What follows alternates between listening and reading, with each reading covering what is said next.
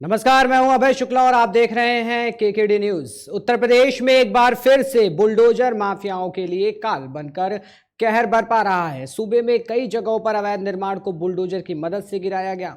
आपको बता दें कि माफियाओं ने करोड़ों की संपत्ति पर कब्जा करके रखा था, जिसे प्रशासन ने बुलडोजर चलाकर आजाद कराया। इसी क्रम में दिल्ली के जहांगीरपुरी में हुई हिंसा के आरोपियों की अवैध संपत्तियों पर भी बुलडोजर चलाया गया। दरअसल सुप्रीम कोर्ट ने जहांगीरपुरी में एमसीडी की कार्रवाई पर रोक लगाते हुए यथास्थिति बनाए रखने का आदेश दिया। मामले को लेकर सियासत बढ़ती जा रही है। वहीं दूसरी ओर राजस्थान के अलवर में 300 साल पुराने एक मंदिर को बुलडोजर से जमींदोज कर दिया गया। यही नहीं, मंदिर परिसर में स्थापित शिवलिंग को कटर से काटा गया। आरोप है कि मंदिर परिसर में स्थापित भगवान शिव और हनुमान की मूर्तियों के साथ साथ अन्य देवी देवताओं की मूर्तियों को भी खंडित किया गया है। इस मामले पर राजनीति भी खूब हो रही है। मुंबई से लेकर दिल्ली तक सियासी बवाल देखने को मिल रहा है। वहीं बात बुलडोजर की जाए तो बता दें कि बुलडोजर ना जाति देख रहा है और ना धर्म, तो फिर बुलडोजर को लेकर आस्था पर बवाल क्यों? इन्हीं मुद्दों पर आज हम चर्चा करेंगे और हमारे साथ चर्चा करने के लिए विवेक पांडे जी समाजवादी पार्टी से हमारे साथ जुड़ चुके हैं, अनिल मिश्रा जी बीजेपी से हमारे साथ जुड़ चुके हैं, रंजना मिश्रा जी कांग्रेस पार्टी से हैं जो हमारे साथ जुड़ी हुई हैं, और रफ़ी अंसारी जी जो अधिवक्ता हैं, एडवोकेट हैं, वो हमारे साथ जुड़ चुके हैं। तो लगातार जो बुलडोजर है उसकी जो चर्चाएं हैं वो तेज हो रही हैं। आस्था पर भी अब कहीं ना कहीं बवाल देखने को मिल रहा है। तो सबसे पहले हमारे साथ जो बीजेपी से विवेक अनिल मिश्रा जी हमारे साथ बीजेपी से जुड़े हुए हैं, तो उनसे हम सीधा पहला सवाल लेते हैं। अनिल मिश्रा जी, आवाज आ रही है? अनिल मिश्रा जी, आवाज आ रही है आप तक? जी, आवाज आ रही है। जो बुलडोजर का कहर है ये लगातार जो माफियाओं के बाद अब जो मंदिरों पर मस्जिदों पर जो लगातार अब बुलडोजर चल रहा है और जो एक आस्था को लेकर अब बवाल पूरे देश में फैल रहा है। वहीं राजस्थान की बात करें, अलवर की बात करें, तो वहाँ भी जो ये बुलडोजर चला 300 साल पुराने मंदिर पर गिरा दिया गया और उसको कटर से कहीं ना कहीं शिवलिंग को काटा गया। तो क्या कहेंगे, ये कहीं ना कहीं धार्मिक आस्था जो है उसे सामने कर रहा है, क्या कहेंगे इस पर? मैं ये कहना चाहता हूं कि ये कोई नई बात नहीं है। जो कांग्रेस पार्टी है इसने राम सेतु के अस्तित्व को नकारा था। यही वह कांग्रेस पार्टी है जिसने कहा कि राम का किरदार काल्पनिक है, राम काल्पनिक पात्र हैं। यही वह कांग्रेस पार्टी है जिसने कहा कि वह राम सेतु नहीं है, जिसको बाद में पुरातत्व सर्वेक्षण विभाग के द्वारा प्रमाणित किया गया कि वह राम सेतु है। समुद्र में नीचे उसके प्रमाण अवशेष पाए गए। कांग्रेस पार्टी का दिमाग जो है गलत दिशा में ही चलता है। तो बताना और इनके इन बयानों की वजह से ही कांग्रेस पार्टी की यह दुर्गति हुई है देश में। कांग्रेस पार्टी कर्ज में गई है, इनके इन्हीं कृत्यों की वजह से गई है। आप समझिए, एक तरफ बुलडोजर का प्रयोग हमारे बाबा मुख्यमंत्री जी जो है माफियाओं में भय पैदा करने के लिए, आतंकियों में भय पैदा करने के लिए, अपराधियों में, अवैध कब्जेदारों पे चला रहे हैं। वहीं दूसरी ओर कांग्रेस पार्टी और इनके मुख्यमंत्री जो है मंदिर तोड़ने में, मूर्ति तोड़ने में, मस्जिद तोड़ने में, धार्मिक स्थल तोड़ने में, ऐसे कार्यों में बुलडोजर का प्रयोग कर रहे हैं जो इनकी कुंठित मानसिकता को दर्शाता है। और यही इनके विनाश का कारण है। कांग्रेस पार्टी पूरे भारत में एकदम समूल नष्ट होने के रास्ते पर आगे बढ़ चुकी है। जो धर्म विरोधी पार्टी है, राष्ट्र विरोधी पार्टी है, इसका सर्वनाश तय। नहीं, ये तो कांग्रेस का मास्टर प्लान था। एक मास्टर प्लान बता करके बुलडोजर चलाया गया और बुलडोजर चला करके जो शिव मंदिर था, शिव मंदिर को तोड़ा गया। तीन मंदिर ऐसे थे जो 250 से 300 साल पुराने मंदिर थे, जो वहां के भवन थे, जो घर थे, जो दुकानें थी, 85 लमसम ऐसे मकान और घर थे जिन पर बुलडोजर चलाया गया और वो भी बिना जांच के। उनके पास कागजात भी मौजूद थे, वो लोग दिखा भी रहे थे, लेकिन फिर भी किसी की नहीं सुनी गई, वो बुलडोजर चला दिया गया। आखिर भरपाई कौन करेगा उसकी? क्या कहेंगे बीजेपी से आप? कांग्रेस पार्टी के डीएनए में ही राष्ट्र विरोधी, हिंदुत्व विरोधी, भारत विरोधी, देश विरोधी असर है और वह इनका बार बार दिखाई पड़ता है। इनको राम काल्पनिक नजर आते हैं, इनको शिव जो है काल्पनिक नजर आते हैं, इनको भगवान श्री कृष्ण काल्पनिक नजर आते हैं, इनको भारत भी काल्पनिक नजर आता है। ये विदेश के व्यक्ति के स्थापित पार्टी और अब भारत की जनता ने तय कर लिया है। रंजना मिश्रा जी आपके पास आएंगे, पहले सुन लेते हैं अनिल मिश्रा जी की बात को, सुन लेते हैं, फिर आपसे भी क्वेश्चन लेंगे। जी बोलिए। कांग्रेस पार्टी विदेश के व्यक्ति के द्वारा स्थापित पार्टी है और इसको वापस से विदेश भेजने की तैयारी है। भारत की जनता समझ चुकी है। अलवर की जो घटना है राजस्थान की, यह कांग्रेस के विनाश का कारण बनेगी। ठीक है, कांग्रेस से हमारे साथ जुड़ी हुई हैं रंजना मिश्रा जी। क्या कहना है आप पर? शिव मंदिर पर बुलडोजर चला दिया जा रहा है, काटा जा रहा है, शिव मंदिर के शिवलिंग को कटर से काटा गया, कहीं ना कहीं भावनाओं को आहत किया गया हिंदुओं की।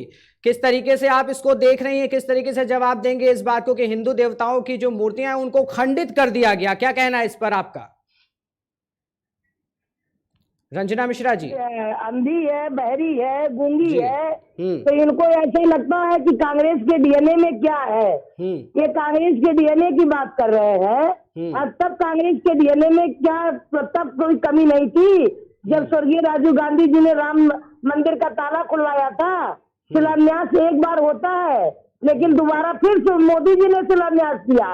ये केवल धर्म को बेचते हैं, धर्म के नाम पे केवल आस्था, क्योंकि हम बहुत बड़े धार्मिक प्रवृत्ति के हैं, इनके अंदर धर्म की कोई नाम की कोई चीज नहीं है। और ये बुलडोजर बाबा के नाम से जो जाने जा रहे हैं, मंदिर को गिरवाते हैं। तो बुलडोजर बाबा उत्तर प्रदेश में माफियाओं पर, दबंग जो थे उन पर बुलडोजर चल रहा था, लेकिन ये शिवलिंग कहां से बुलडोजर के बीच में आ गए? जो मंदिर मस्जिद तोड़े गए, जो मस्जिद तोड़े गए वो तोड़े गए, मंदिर अब तोड़े जा रहे हैं। मंदिरों के बाद अब जो शिवलिंग थी उन पर कटर चलाया जा रहा है। हिंदुओं की जो धार्मिक आस्था है उस पर चोट की जा रही है।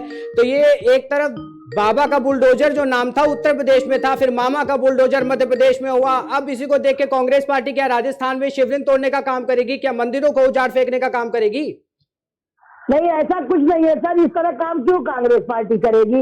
अभी जो अतिक्रमण जो हुआ था सर, कि रास्ते में जो मंदिर था, सड़क के बीचों बीच में जो मंदिर था, सड़क के किनारे मंदिर था, तो जब सड़क का चौड़ीकरण हुआ सर, तो उस मंदिर को क्या ये बुलडोजर बाबा अपने आप को जो कह रहे हैं, बुलडोजर मामा जिसको आप कह रहे हैं, क्या उस मंदिर को मतलब वो मंदिर वहां से नहीं गिराया गया? मंदिर गिराया 250 से 300 साल पुराना धार्मिक आहत होती है कहीं ना कहीं हिंदुओं की। 250 से 300 साल पुराना मंदिर था, क्या एक नोटिस नहीं दे सकते थे? क्या पहले से नहीं बताया जाता? क्या पूजा पाठ के साथ, उस विधि के साथ मंदिर को कहीं स्थापना कहीं और कर देनी चाहिए थी, देन उसके बाद में फिर बुलडोजर चलता? ये सब नहीं हो सकता था कि सीधा सीधा आपने बुलडोजर बिना किसी नोटिस के मंदिर पर चढ़ा दिया? वहां जो 85 मकान थे, भवन थे, दुकानें थी, कितने लोग बेरोजगार हो गए, कितने बेघर हो गए। क्या किसी ने सोचा नहीं? क्या सरकार ने इस पर जरा सी नजर नहीं डाली? सरकार नजर पहले अयोध्या पे भी डाल लेती है एक बार, तो बड़ा अच्छा लगता सर। हाँ, जब ये अयोध्या पे भी एक बार अपनी नजर को दौड़ा लेते तो बड़ा अच्छा लगता है। जहाँ संकट मोचन मंदिर है, वहाँ के जितने भी वो थे व्यवसायी थे, जो पूजा के, जो आस्था के दृष्टि से जो लड्डू प्रसाद बेचते थे, आज उनके भी वहां रहने का कोई स्थान नहीं रह गया सर। और ये कहते हैं, ये आस्था की बात करते हैं, और ये आस्था के नाम पे ये नास्तिक प्रवृत्ति के व्यक्ति है। ये इनके अंदर आस्था का कोई वो नहीं है। ये तो चलिए ठीक है, उत्तर प्रदेश की जनता ने सर इनको एक बार फिर मौका दे दिया है कि चलो ठीक है, एक बार फिर हम तुमको फिर से देखते हैं। और ये कांग्रेस की बात क्या करेंगे सर? कांग्रेस ने कभी कोई खराब काम नहीं किया। 70 साल तक कांग्रेस की सरकार रही, और 70 साल के का रिकॉर्ड सर जाकर के उन मजदूर किसानों से पूछे लोग। ये क्या जानते हैं? ये तो अमीरों के, अडानी के, अंबानी के, टाटा बिरला का ये वो चलाते हैं। तो क्या कारण है आज कांग्रेस के साथ में मजदूर और किसान नहीं है? ऐसा कौन सा कारण रह गया जो भाजपा ही इस समय सबको नजर आ रही है, कांग्रेस किसी को नजर नहीं आ रही है? क्या कारण रह गया ऐसा? कांग्रेस कहाँ ऐसी चूक रह गई कांग्रेस से, जो इतना काम करने के बाद भी 70 साल से जो चिल्लाया जाता है कि 70 साल से कांग्रेस ने काम किया, विकास को, एक भारत को कांग्रेस आगे लेकर के आई, तो अब कहाँ चली गई कांग्रेस और कहाँ लोगों को नजर में नहीं आ रही है कांग्रेस? सर मैं आपको एक बात बता दूं कि ये कहते हैं, ये आप अभी हमसे सवाल कर रहे हैं कि किसान मजदूर क्यों, क्या इस तरह से हुआ? देखिए सर, अभी चुनाव, जब अभी तक ये महीने में 2 बार ये अनाज देते हैं, किसका देते हैं? ये 2000 रुपया जो खाते में आता, किसका देते हैं? आप बताइए, किसका देते हैं? ये महीने में 2 बार अनाज दे रहे हैं। जब इनको जब चुनाव, अब तो नहीं देंगे, अब नहीं देंगे। अभी जब चुनाव नजदीक आएगा तो फिर ये शुरू हो जाएंगे। अभी क्या नाम है, जब चुनाव नजदीक था कि कल परसों वोट पड़ेगा तो आज 1,000 रुपया दिए, क्या नाम है, श्रम वोट दिए। लेकिन आप बताइए, वो 1,000 रुपया दे करके पब्लिक को गुमराह किए, वोट खरीदने का काम किए। अब यहाँ की जनता इतनी बेवकूफ नहीं है, एक बार इनको मौका दे दी, दोबारा फिर मौका नहीं देगी। नहीं, बात यहाँ बुलडोजर की हो रही है, गरीबों के लिए जो अनाज दिया जा रहा है, जो दिया जा रहा है, उसकी बात नहीं है। बुलडोजर की बात हो रही है कि धार्मिक आस्था पर आखिर चोट क्यों पहुंचाई जा रही है। 300-250 साल पुराने जो मंदिर हैं उन पर बुलडोजर चल रहा है। फिर भाजपा से कहो तो कांग्रेस पर आरोप लगाती है, कांग्रेस से कहो तो भाजपा पर आरोप लगाती है। तो जनता को गुमराह करने का काम क्या पार्टियां कर रही हैं? ये झूठ के अंबार है, ये झूठ का पुल बांटते हैं। तो इनका तो कहना ही है केवल दोषा अर्पण करना, ठीक है। ये दोषा अर्पण करना बहुत अच्छी तरीके से जानते हैं, क्योंकि ये उल्टी गिनती गिनते हैं। कहा जाता है जिनके पांव न फटे बेवाई कहा जाने वो पीर पर आई। तो ये बुलडोजर चला करके कितने गरीबों को, कितने जो एक झोपड़ी में रहते थे बेघर कर दिए। कांग्रेस ने ऐसा कभी नहीं किया था। कांग्रेस केवल मजदूरों, गरीबों और किसानों का साथ दिया था। कांग्रेस अगर बुलडोजर, तो राजस्थान के राजगढ़ में जो हुआ तो उस पे किसको आरोप दे रहे हैं आप? भाजपा को आरोप दे रहे हैं कि कांग्रेस को देना चाहते हैं? राजगढ़ में जो हुआ है हम किसका आरोप को देंगे? कौन गलत है वहां पे? जो बुलडोजर चला है, जो मंदिर तोड़े गए हैं, 85 घर दुकानें ऐसी थी जिनको बेघर कर दिया गया, किस पे आरोप लगाएंगे? हम मोदी जी पे आरोप लगाएंगे, देश के मुखिया पे आरोप लगाएंगे। सरकार तो कांग्रेस की है राजस्थान में, अब किस पे सरकार पे आरोप नहीं लगेगा? अब कांग्रेस पे आरोप नहीं लगेगा? लगेगा क्यों नहीं, लगेगा, लेकिन जो जेन्युइन होगा वो लगेगा सर। लेकिन अब ये झूठ का अंबार बना करके अगर आरोप, तो आपको क्या कहना चाह रहे हैं कि राजस्थान में जो भी हुआ, जो मंदिर तोड़े गए, जो वहां पर लोगों के घर गिराए गए, विकास के नाम पर जो घर गिराए गए, जो भवनों को तोड़ा गया काफी पुराने सालों के, तो वहां पे बीजेपी का जोर था, ये बीजेपी ने करवाया है। कांग्रेस में इसमें कोई भी हस्तक्षेप नहीं है, कोई हस्तक्षेप नहीं किया है। ठीक है, बीजेपी से इसी बात पे आएंगे। बीजेपी से जो हमारे साथ जुड़े हुए हैं अनिल मिश्रा जी, कांग्रेस पार्टी का सीधे सीधे कहना है कि ये बीजेपी पे आरोप लगा रहे हैं कि जो भी राजस्थान में हुआ, जो भी मंदिर वहां पे तोड़े गए और जो भी वो बुलडोजर चला और 85 घर और भवन जो वहां पे ढाए गए, ये सीधा सीधा बीजेपी पे आरोप लगाया जाए। कांग्रेस सरकार का इसमें कोई भी हस्तक्षेप नहीं है, क्या कहेंगे आप? अरे कांग्रेस के सामने तो मोदी हो गया है। कांग्रेस के नेताओं को, श्रीमान राहुल गांधी जी को, श्रीमती सोनिया गांधी जी को और उनके कार्यकर्ताओं नेताओं को रात दिन मोदी जी सपने में आते हैं, योगी जी सपने में आते हैं, बुलडोजर सपने में आता है। दिल्ली की कार्रवाई के विरोध में, आतंकियों के घर गिराने के विरोध में, आनन फानन में, जल्दी में मंदिर और प्राचीन शिवलिंग को कटर से काटने की क्या जरूरत थी? आप बताइए। आपको मतलब शिवलिंग को स्थानांतरित कर सकते थे, प्राण प्रतिष्ठा कर सकते थे, दूसरा मंदिर बना सकते थे, आपको कटर से काटने की क्या जरूरत थी? ये काम जो मुगलों ने, जो आतंकवादियों ने, आतताइयों ने, देश पर जो है हमला करने वाले आक्रमणकारियों ने जो काम किया था, मंदिरों को जैसे उन्होंने तोड़ा, जैसे क्षतिग्रस्त किया, जैसे शिवलिंग को तोड़ा, वही काम आज कांग्रेस पार्टी कर रही है। इसका खामियाजा उसको भुगतना पड़ेगा। हिंदुस्तान की जनता देख रही है, प्रदेश और देश की जनता देख रही है, आवाम देख रही है। ऐसा जो है विभत्स कांड जो है वो केवल आक्रमणकारी करते थे, मुगल करते थे। रंजना मिश्रा जी, ये धर्म विरोधी मानसिकता आखिर कांग्रेस की क्यों? रंजना मिश्रा जी, आवाज आ रही है आप तक?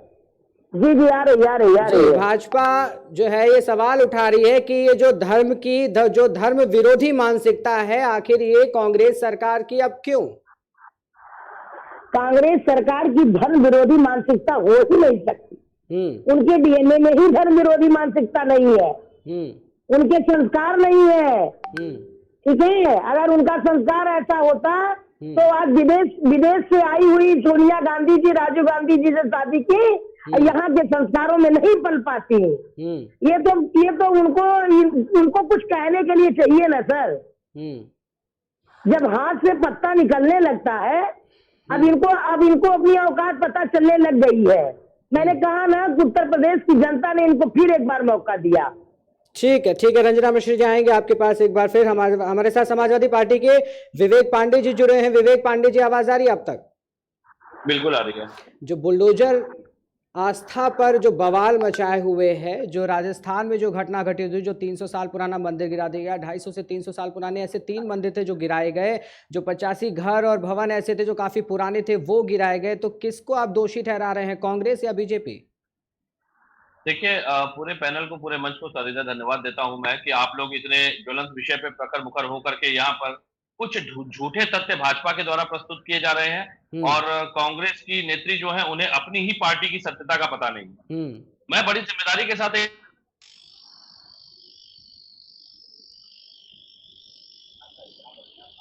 कहीं ना कहीं संपर्क हमारा टूट रहा है हमारे साथ में। जी जी जी जी सर जी। मेरी आवाज आ रही है? जी जी आ रही है जी, रखिए अपनी बात। अलवर राजगढ़ के प्रकरण में नगर पालिका ने जो मंदिर गिराया है उसमें वहां पे जो नगर पालिका का बोर्ड है उसमें कुल 34 सदस्य भाजपा के हैं, कांग्रेस का मात्र 1। और अगर मैं कहता हूं इसमें जिम्मेदारी कांग्रेस की भी तय कर दी जाए तो बीजेपी के नेता किरोड़ीमल मीणा ने इस पे टिप्पणी क्यों की कि भाजपा के बोर्ड से ये गलती हुई है, इसे नहीं तोड़ा जाना चाहिए था। दूसरी बात, इस पूरे नवीनीकरण का जो प्रारूप था वो वसुंधरा राजे जी के समय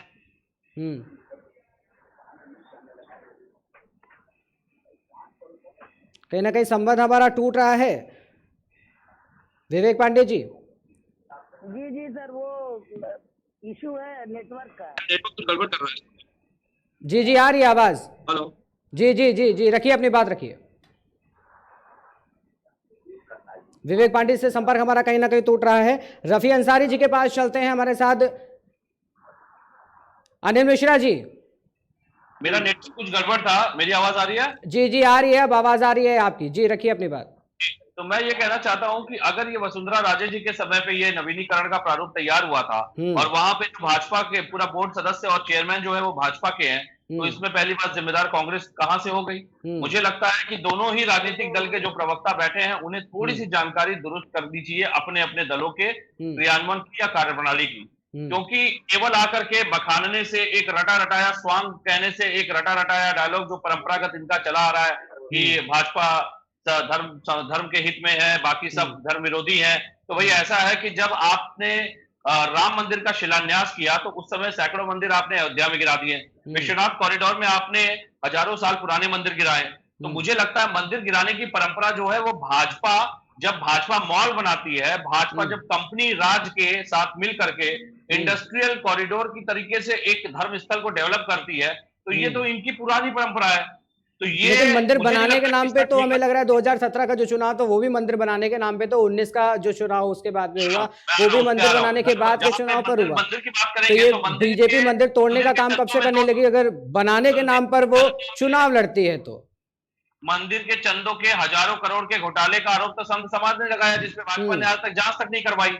जमीन की खरीद फरोख्त का मामला तो पूरे देश के सामने आया, लेकिन उस पर भी भाजपा ने आज तक कोई कार्रवाई नहीं की। तो ऐसा धर्म को आधार बना करके पैसा उगाही करना, लोगों की मानसिक भावनाओं से खेलना और इस देश की सामाजिक छवि को दूषित करने का जो ये स्वांग प्रकरण चल रहा है, ये भाजपा की कार्यप्रणाली का एक निकृष्ट उदाहरण है जिसको आपको समझना होगा। ये देश पूरा देख रहा है। उत्तर प्रदेश में बुलडोजर की अगर बात की जाए तो सामाजिक न्याय के हित की बात जब होती है तो आम आदमी की शिकायत पे बुलडोजर नहीं चलता। इस बात को आप पूरी जिम्मेदारी के साथ कह दूं, मैं आपको 2-3 तथ्य एग्जांपल के साथ दे दूंगा।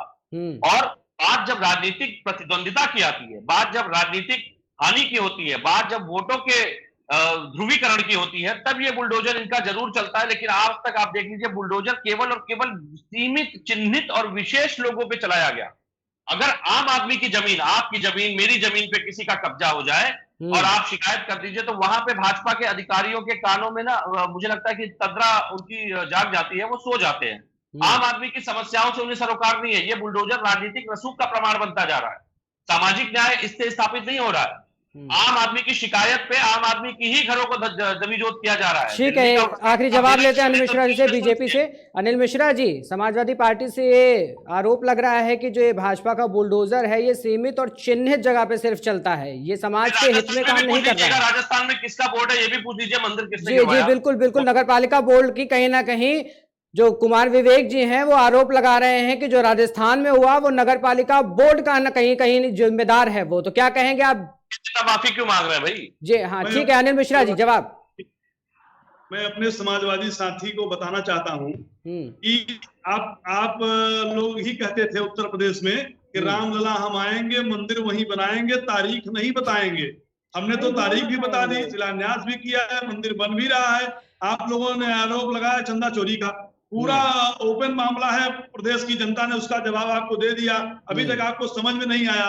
आप आरोप लगा रहे हैं जो है कि जो है मंदिर जवाब से आपके आरोप झूठे साबित नहीं होते हैं ना। संत समाज आपके ऊपर चंदा चोरी का आरोप लगाता है, राम मंदिर के नाम पे आप वहां पे भू माफियाओं को संरक्षण दे रहे हैं, और जिस तरीके से जमीन की खरीद फरोख्त आई, किस अधिकारी पे कार्रवाई किया आपने? किसी एक अधिकारी पे नहीं। और राजस्थान की बात कर लीजिए, राजस्थान में किसने मंदिर गिरवाया भाई? उसका भी जवाब नहीं था। आपके नेता माफी क्यों मांग रहे हैं देश के सामने? अगर कांग्रेस ने गिरवाया तो आपके नेताओं को माफी मांगने की जरूरत क्या है? इसी को साबित कर दीजिए। हुआ है, जांच में सब स्पष्ट हो गया। उत्तर प्रदेश की जनता ने आपको उसका जवाब भी दे दिया, फिर भी आपको समझ नहीं आ रहा। ये निगेटिव पॉलिटिक्स जो आपकी है, आपकी पार्टी की है। राजस्थान के प्रकरण में जवाब दे दीजिए, आपके नेता माफी क्यों मांग रहे हैं? बस इसका जवाब दे दीजिए। कौन माफी मांग रहा है भाई? किरोड़ीमल जी किसके नेता है? हमारे नेता तो है नहीं ना कांग्रेस के। किरोड़ीमल मीला आप ही के सांसद है, वो माफी क्यों मांग रहे हैं? जरा बता दीजिए भाई, हम भी जान जाए। मैं जवाब दे रहा हूं, आप ये बताइए, कोई भी विकास योजना जब सरकार बनाती है, ठीक है, समय कम है, ठीक है, बहुत बहुत धन्यवाद आपका हमारे टॉपिक पे जुड़ने के लिए। तो बुलडोजर का जो कहर है वो कहीं ना कहीं आस्था पर बवाल मचाया हुआ है, और आप देख सकते हैं लगातार जो बीजेपी है वो कांग्रेस पार्टी पर सवाल खड़े कर रही है, और जो कांग्रेस पार्टी है वो राजस्थान के जो मंदिर में 300 साल पुराना गिराया गया है उसको लेकर के बीजेपी पर और नगर पालिका बोर्ड पर कहीं ना कहीं सवाल खड़े कर रही है। लेकिन सत्यता का है, यह भी जांच पर बनी हुई है। तो फिलहाल अगली खबर के लिए रुख करेंगे। आज पूरे देश में विश्व मलेरिया दिवस मनाया जा रहा है। आपको बता दें कि अफ्रीका में हर साल बड़ी संख्या में लोगों की मौत मलेरिया से होती है। ऐसे में हर साल मलेरिया की रोकथाम के लिए वहां अफ्रीका मलेरिया दिवस मनाया जाता था। इसे देखते हुए वर्ष 2007 में विश्व स्वास्थ्य संगठन ने विश्व स्वास्थ्य सभा के 60वें सत्र में इसे विश्व मलेरिया दिवस के रूप में मनाने का प्रस्ताव रखा था। तभी से साल 2018 से ये हर साल 25 अप्रैल को विश्व मलेरिया दिवस मनाया जाने लगा। आपको बता दें कि कोरोना महामारी की शुरुआत के बाद से दुनिया भर के लोगों में स्वास्थ्य के प्रति काफ़ी जागरूकता आई है। मलेरिया एक ऐसी बीमारी है जो सालों से लोगों को अपना शिकार बना रही है। मलेरिया के प्रति लोगों में जागरूकता फैलाने के लिए हर साल 25 अप्रैल को विश्व मलेरिया दिवस मनाया जाता है। गौरतलब है कि भारत समेत पूरी दुनिया में हर साल लाखों लोग मलेरिया से प्रभावित होते हैं। आपको बता दें कि ये एक जानलेवा बीमारी है जो भारत में हर साल हजारों लोगों को अपनी चपेट में लेती है। इन्हीं सब बातों के साथ आज हम विश्व मलेरिया दिवस के दिन मलेरिया से जुड़ी बातों पर चर्चा करेंगे और आपको बताएंगे कि जो मलेरिया दिवस है वो क्यों मनाया जाता है और इसकी शुरुआत कैसे हुई। तो जो मलेरिया है वो लगातार बता रहे हैं आपको, जो मलेरिया दिवस आज है 25 अप्रैल को विश्व मलेरिया दिवस मनाया जाता है। जो इसकी शुरुआत थी वो अफ्रीका से हुई थी। पहले अफ्रीका में मलेरिया दिवस मनाया जाता था, जिसके बाद 2008 में WHO ने उसके बाद घोषित किया कि विश्व मलेरिया दिवस मनाया जाएगा, और उसके बाद पूरे विश्व में मलेरिया दिवस मनाया गया, जिसको नाम दिया गया विश्व मलेरिया दिवस। 25 अप्रैल को ये विश्व मलेरिया दिवस मनाया जाता है। तो स्वास्थ्य संगठन ने विश्व स्वास्थ्य सभा के 60वें सत्र में इसे विश्व मलेरिया दिवस घोषित किया था, जिसके बाद से 25 अप्रैल को हर साल मलेरिया दिवस मनाया जाता है।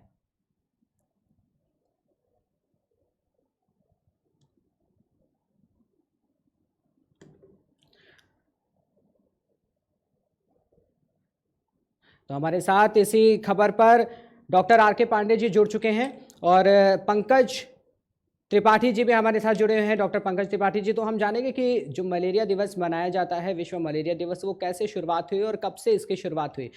तो सबसे पहले हम पंकज त्रिपाठी से जानेंगे। पंकज त्रिपाठी जी, अपना माइक अनम्यूट कर लीजिए। जी पंकज त्रिपाठी जी, आवाज आ रही है आप तक? अभी तो विश्व मलेरिया दिवस पर जी, और आज विश्व मलेरिया दिवस हर साल 25 अप्रैल को मनाया जाता है। WHO द्वारा इस साल विशेषकर थीम दिया गया है 2022 का कि हमको इनोवेशन के माध्यम से इस मलेरिया के डिसीज बर्डन को कम करना है और जान को बचाना है। Harness innovation to reduce the malaria disease burden and save lives. हर साल मलेरिया करीब 1 लाख से 1.5 लाख लोगों की मौत का कारण बनता है, केवल एशिया और अफ्रीका महाद्वीप को मिला के। और बहुत ही आसान उपाय, कुछ हाइजीन के मेथड्स, कुछ जानकारी और कुछ इलाज से इसका 100% ट्रीटमेंट अवेलेबल है। कोई लाइलाज बीमारी नहीं है ये। और यदि हम लोग इसको काबू कर पाएंगे तो ये हम लोगों के लिए बहुत ही सफलता रहेगी। तो किस तरीके से इसे काबू किया जा सकता है? जो मलेरिया है, ये किस तरीके से जागरूकता बनाया जाए, लोग जागरूक रहें कि मलेरिया जो है वो हावी ना हो पाए और ऐसी बीमारी लोगों तक ना पहुंचे? इसकी कुछ जानकारी आप हमारे दर्शकों को दे सकते हैं? देखिए, मलेरिया कोई नई बीमारी नहीं है। इस बीमारी के जानकारी जनमानस को है ऑलरेडी। और पूरी आस्तीन के कपड़े पहनना, मच्छरदानी में सोना, मच्छरों वाली जगह पे ना जाना, घर में पानी इकट्ठा ना होने देना, साफ सफाई रखना, यही सब जो पुराने मेथड्स हैं वही सब हैं। मलेरिया के लिए कोई इनोवेशन अभी जनमानस तक नहीं पहुंच पाया है। लेकिन बहुत सारी ऐसी, जैसे मछलियां हैं, कुछ ऐसे मच्छर भी हैं जो मलेरिया को फैलने से रोकते हैं, कुछ मछलियां हैं, यही सब है। और यदि बुखार आता है तो अर्ली स्टेज में उसका ट्रीटमेंट किया जाए। अगर हम इन बचाव को और इसको फॉलो करेंगे तो हम मलेरिया से बच सकते हैं। जी, बहुत बहुत धन्यवाद आपका। हमारे साथ आर.के. पांडे जी भी जुड़े हुए हैं, उनसे जानेंगे जो विश्व मलेरिया दिवस जो मनाया जा रहा है। आर.के. पांडे जी, अनम्यूट कर लीजिए। जी, जो विश्व मलेरिया दिवस मनाया जा रहा है, ये कब से मनाया जा रहा है और किस तरीके से लोगों को जागरूक होना चाहिए मलेरिया को लेकर के? थोड़ी सी जानकारी आपसे भी। जी, नमस्कार जी। धन्यवाद। और बड़ा अच्छा लग रहा है आप लोगों के साथ जुड़ के। मैं देख रहा हूँ लगातार आप लोग इनोवेटिव टॉपिक पे लेकर डिबेट करते रहते हैं। और मैं जहाँ तक समझ पा रहा हूँ कि आज विश्व मलेरिया दिवस को लेके आपने अवेयरनेस के लिए ये प्रोग्राम आयोजित किया है जी। और बहुत ही एक लोगों के हित की बात है। इस तरह से प्रोग्राम से आप लोगों को अपने चैनल के थ्रू एक अच्छा मैसेज देने का प्रयास कर रहे हैं जी। मैं बताना चाहूंगा कि जो विश्व मलेरिया दिवस है, ये एक मलेरिया बीमारी है। जो मलेरिया, जैसा कि आप जानते हैं, कि एक बुखार है। और बुखार मतलब कई तरह के होते हैं। कई बुखार ऐसे होते हैं कि जो 1-2 दिन 3 दिन में समाप्त हो जाते हैं। कई बुखार होते हैं हफ्ते भर चलते हैं। कई बुखार 15 दिन तक आपको, या कई बार लॉन्ग टाइम तक फीवर आपको रह सकता है। और बुखार के कई कारण होते हैं। मलेरिया एक विशेष तरह का बुखार है और जो कि एक मच्छर के काटने से फैलता है। और ये बीमारी जो है एक प्रोटोजोअन प्लाज्मोडियम कीटाणु है, उसकी वजह से होता है, जिसको मादा फीमेल एनाफिलिस मस्किटो कैरी करती है। तो जाहिर सी बात है कि बीमारियां 2 तरह से होती हैं। एक होती हैं जो कम्युनिकेबल होती हैं, जो ट्रांसमिट कर जाती हैं एक दूसरे से, और एक बीमारी एक दूसरे के छूने से फैल जाती है। जैसे कि आपने अभी देखा कोविड के केस में ऐसी बीमारी थी, लोगों को कुछ किसी ट्रांसमीटर की जरूरत नहीं पड़ रही थी, अपने आप ही एक दूसरे से हवा के थ्रू फैल रहा था, छूने से फैल जा रहा था। मलेरिया ऐसा नहीं है कि छूने से फैलता है। ये एक मच्छर है, उसके काटने से वो कैरियर होता है और वो विषाणु को एक बॉडी से दूसरे बॉडी में ले जाता है जी। अब हम लोग विकासशील देश हैं, हम लोग के लिए एक बड़ी समस्या है कि हमारे पास वो भौतिक सुविधाएं नहीं है। हर कोई सड़क के किनारे सो रहा है, कोई ऐसे होटल में खाना खा रहा है जहाँ पे ऑलरेडी पानी गिरा हुआ है, वहां पे पानी इकट्ठा हो रहा है, मच्छर पनप रहे हैं। गांव में नालियों में साफ सफाई का ध्यान नहीं है तो वहां पे मच्छर पनप रहे हैं। तालाब है, तालाब के किनारे अगर झाड़ियां हैं तो वहां पे भी ढेर सारे मच्छर पनप रहे हैं। शहरों की स्थिति तो गाँव से भी खराब। गाँव तो आज के डेट में बहुत ही अच्छे भाई साहब, मैं आपसे क्या बताऊं। शहर की स्थिति है, नालियां, अब सरकार चाहे जो है, आप लोग अभी पॉलिटिकल डिबेट कर रहे थे, मैं जो सुन रहा हूँ, सरकार चाहे जो भी हो, मेरा तो मानना है कि प्राइमरी जो है उसको नालियां और सड़क पे ही ध्यान होना चाहिए। सड़क तो चमका देते हैं लोग, लेकिन नालियों पे मैं ध्यान देखता हूँ किसी भी सरकार का विशेष ध्यान नहीं रहता है। नालियों की साफ सफाई हो तो जिससे ये जो मच्छर है, नालों की फिल्ट्रेशन हो, उनका जो सफाई का ज्यादा अच्छे से हो, नदियों की सफाई अच्छे से हो, जिससे गंदे पानी का इकट्ठा कहीं पे ज्यादा ना हो पाए, जिससे ज्यादा से ज्यादा मच्छर पनप ना पाए। और मैं 1-2 पॉइंट्स जो ज्यादा हाईलाइट करना चाहूंगा कि सबसे पहले आप मलेरिया को अलग बीमारी से कैसे डिफरेंशिएट करेंगे जी। इसमें नॉर्मल फीवर में हो सकता है आपको लगातार फीवर हो, लेकिन जो मलेरिया फीवर है इसका जो प्रमुख लक्षण है कि अल्टरनेट डे में ये फीवर लेके आता है। इसमें सिर दर्द होता है, मितली आती है, कपकपी आती है, हाथ पैरों में मरीज जो है काफी कमजोरी महसूस करता है। अगर ऐसा कोई लक्षण आ रहा है तो आपको एक मलेरिया की तरफ इशारा कर रहा है। बाकी तो डॉक्टर पंकज सर हैं, वो बताएंगे कि किस तरह से इनको हम डायग्नोस करते हैं, कौन कौन से प्राइमरी डायग्नोसिस होते हैं, आपको सर बता सकते हैं, क्योंकि सर इस पैथोलॉजिकल ट्रीटमेंट के ही फील्ड से आते हैं। बचाव के लिए जैसा कि हमने देखा कि बचाव के लिए जरूरी है कि सबसे पहला बचाव ये है कि भाई प्रयास ही करिए कि अगर आपके आसपास मच्छर पनप रहे हैं तो आप मच्छरदानी का इस्तेमाल करें। आसपास पानी को प्रयास करिए कि वहां इकट्ठा ना हो। नगर निगम को कंप्लेन करिए। मलेरिया विभाग के पास तमाम फंड है, गवर्नमेंट ने तमाम तरह के फंड दे रखे। एक मलेरिया इंस्पेक्टर होता है, वहां पे आप कंप्लेन करिए जिससे दवाएं की छिड़काव आसानी से हो सके। मच्छर का जो लार्वा है वो पानी के ऊपर ही फलता है, तो आप कूलर है या जहां कहीं भी आसपास गमले में पानी इकट्ठा हो रहा है तो प्रयास ये करें कि आप इस पानी को इकट्ठा ना होने दें, जिससे आसपास आपके मच्छर नहीं रहेंगे तो आप उससे बचे रहेंगे। और आजकल तमाम और दूसरे उपाय हैं कि मस्किटो कॉइल्स हैं और दूसरे जो गुड नाइट है, इन सब का भी इस्तेमाल लगातार करें। गर्मियों के समय में ये जो अभी समय आ रहा है, अभी पानी इकट्ठा होगा, बारिश होगी, फिर इकट्ठा होगा, उस समय ये ज्यादा फैलने की संभावना रहती है। ठीक है, बहुत बहुत धन्यवाद आर के पांडे जी। पंकज त्रिपाठी जी, एक छोटा सा सवाल आपसे कि जो अभी जिस तरीके से कोरोना के जो केसेस हैं वो अब सामने आ रहा है कि बढ़ रहे हैं, 24 घंटे में भी कोरोना के कुछ केसेस और बढ़े हुए हैं, तो क्या कहना चाहेंगे? क्या आप ऐसा तो नहीं है कि फिर से जो कोरोना की लहर थी पहले जो आई थी, ये फोर्थ फेज जो आ रहा है, ये कहीं ना कहीं फिर से वैसे ही जो पहले भयानक स्थिति थी वैसी स्थिति को आगे ना दर्शाए? इसके लिए लोगों को सजग और जागरूक करने के लिए आप क्या कहना चाहेंगे? देखिए, कोविड एक संक्रामक बीमारी है और जो कि कम्युनिटी में आ चुकी है, एक पैंडेमिक रूप ये धारण कर चुकी है। पैंडेमिक बीमारी वो होती है जो वर्ल्ड वाइड फैल जाती हैं और इतनी आसानी से जाती नहीं है जी। तो यदि कोविड की ये वेव आती है या कोविड के केसेस बढ़ते हैं तो इसमें कोई अचंभा नहीं है। इसी प्रकार की फोर्थ फिफ्थ आप लोग गिनती करते रहिए, हो सकता है कि 15-20 वेव भी आए और उसके बाद ये एक नॉर्मल सामान्य बीमारी की तरह जनमानस में समा जाएगा। जैसे कि डेंगू की भी वेवें हर 2 साल में आप सुनते हैं, स्वाइन फ्लू भी रह के आ जाता है, इसी तरह से ये भी है, मीजल्स आ जाता है। तो इसी तरह से ये भी एक सामान्य बीमारी है, इसका इलाज संभव है। अब बहुत सारे इलाज भी संभव है, बचाव भी संभव है, लेकिन जब ये ज्यादा मात्रा में फैल जाती है लोगों में तो हमारी जो हेल्थ प्रणाली है वो ध्वस्त हो जाती है। इसमें कोई सरकार का कोई आरोप नहीं है, ना ही किसी की ये गलती है। हमारी जनसंख्या इतनी है भारतवर्ष की, हमारे पास संसाधन कम है। तो चाहे वो ओमाइक्रॉन वेरिएंट हो, BA.1 हो या XE वेरिएंट हो, इस तरह के वेरिएंट आते रहेंगे। एक वायरस है जो कि म्यूटेट करता ही रहेगा।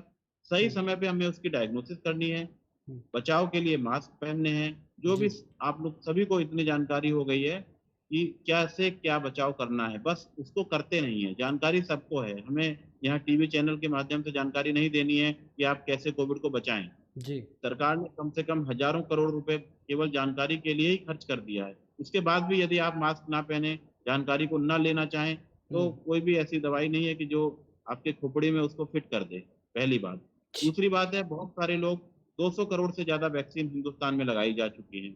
150 करोड़ से कम आबादी में हम 200 करोड़, 250 करोड़, 300 करोड़ की तरफ जा रहे हैं और अभी भी सरप्लस वैक्सीन है। आपको पता नहीं होगा शायद कि उत्तर प्रदेश में ही करीब 10 करोड़ से ज्यादा वैक्सीन एक्सपायर हो गई जो कि नहीं लग पाई जी।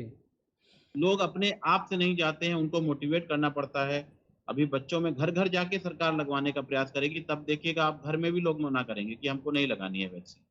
तो ये जो रोग प्रतिरोधक क्षमता है ये कैसे बढ़ेगी? जब आप वैक्सीन से ही प्रतिरोध रखते हैं तो नहीं बढ़ पाएगी। या तो आप रोग को प्रतिरोध कर लीजिए या वैक्सीन से प्रतिरोध कर लीजिए। कुछ लोगों ने इसको सरकारी वैक्सीन बता दिया, कुछ लोगों ने कहा नहीं हम प्राइवेट में लगवाएंगे, कुछ को एक ब्रांड का ही वैक्सीन चाहिए।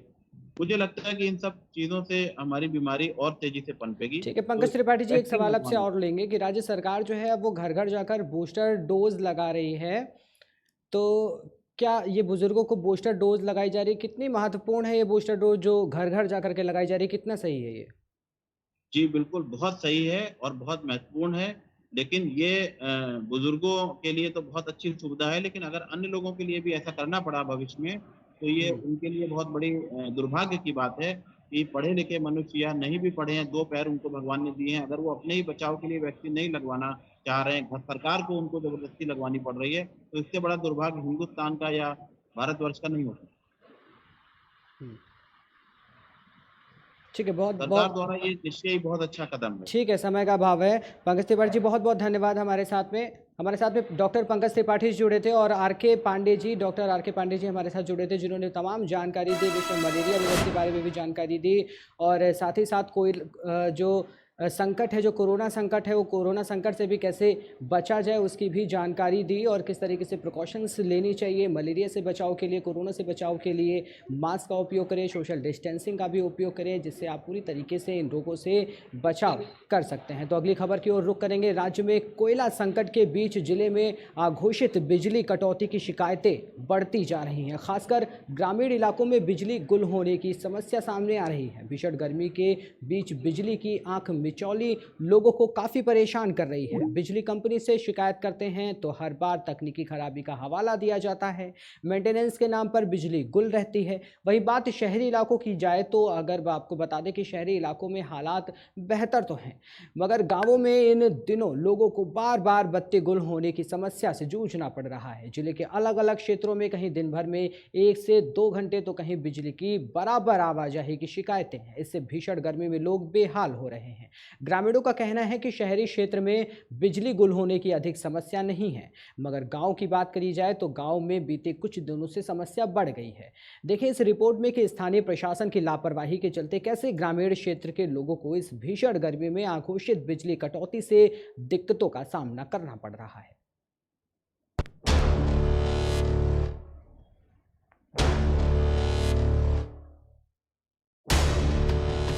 पानी नहीं आ रहा, कम से कम 1 हफ्ता हो गया। सप्लाई का भी नहीं आ पा रहा है? कोई भी नहीं आ रहा, पानी की बहुत दिक्कत है। अच्छा, बिजली भी कट रही है लगातार? बहुत कट रही है, पानी की, लाइट की, हर चीज समस्या है। इस वक्त जहां रमजान का महीना चल रहा है, पानी की विशेष किल्लत है। अघोषित बिजली की कटौती की वजह से यहाँ की आवाम और खासकर रोजेदार परेशान है। हम बात करेंगे, हमारे साथ ये महिला है, इनसे पूछेंगे मैडम आप रोजा हैं कि नहीं, पहले बताइए। अच्छा, खैर, पानी की जरूरत पड़ती है, इस वक्त बिजली कट रही है, पानी की समस्या है, कैसे करती है काम अपना? अरे हैंडपंप से भरते वो भी नहीं बिगड़ा। अच्छा, ये नल खराब है, अभी मैंने इसको चलवाया देखा, ये नल पूरी तरह से खराब है। खाली पानी आता है, अच्छा, पीने लायक कहीं नहीं। अभी तो ये चल ही नहीं रहा है मैडम। हाँ, अभी तो चल ही नहीं रहा। तो बिजली इस वक्त कट रही है यहाँ पर रायबरेली में, कितनी किल्लत हो रही है आपको? अभी लग तो है ही है। अच्छा, जब लाइट नहीं रही है तो सिटी में गर्म मछली है, आदमी रोड को भी नहीं ले सकता। जी जी, रमजान में ऐसी दिक्कत है। हाँ, गर्मी भी पड़ रही है बहुत ज्यादा। ऐसे में ये बड़ा सवाल है कि रायबरेली जनपद की नगर पालिका की बात करें, खासकर इस वक्त जो रमजान का महीना है और रमजान के महीने में पानी की आवश्यकता, बिजली की आवश्यकता रोजेदारों को पड़ रही है, लेकिन आपको कहीं कहीं ये भी देखने को मिलेगा कि इंडिया मार्क का नल अभी मैंने आपको दिखाया चल ही नहीं रहा। देख सकते हैं यहाँ बाल्टी रखी हुई है, कुछ देर पहले हमने एक विजुअल बनाया जिसमें ये चल नहीं रहा, पानी बिल्कुल आ ही नहीं रहा। ऐसे में बड़ा प्रश्न है कि आखिर रोजेदार किस तरह अपनी जरूरतों को पूरा कर रहे हैं और बिजली ना होने की वजह से कितनी समस्या झेलनी पड़ रही है। मैडम, पानी आ नहीं रहा क्या? नहीं, वो बटन खराब है ना, इससे पानी आता है। अच्छा, ऐसे आता है, लेकिन इस वक्त खराब है तो रहती तो पानी नहीं आता है। तो बिजली कटौती हो रही कि नहीं इस समय? हाँ, बिजली कटौती होती है तो नहीं आता। रमजान के महीने में क्या आवश्यकता बिजली की जरूरी है, रोजेदारों को जरूरत पड़ती है? हाँ, पड़ती क्यों नहीं है, लेकिन जो है ये है कि पानी आता है। अच्छा, इस वक्त नहीं आ रहा है? हाँ, नहीं आ रहा। मोटर तो ये किसकी जिम्मेदारी है बनाने की? अब भैया ये तो जो लगवाई टंकी उसी की जिम्मेदारी है भाई। कौन, किसकी तरफ से लगा हुआ है? अब ये नहीं मालूम हमें। रायबरेली जनपद की नगर पालिका की बात करें खासा, और आजकल ये चर्चा जो आज रमजान के महीने पर अगर पानी की बात करें, बिजली की बात करें, तो लगातार अघोषित कटौती हो रही है। पता ही नहीं जाती कि कै बजे पानी आएगा, कै बजे बिजली आएगी। ये समस्या है जहां पर सप्लाई है, और बीते 5 सालों से अगर नगर पालिका की चर्चा की जाए तो काफी हालत खराब है, लेकिन जनप्रतिनिधि इस बात को नहीं समझते।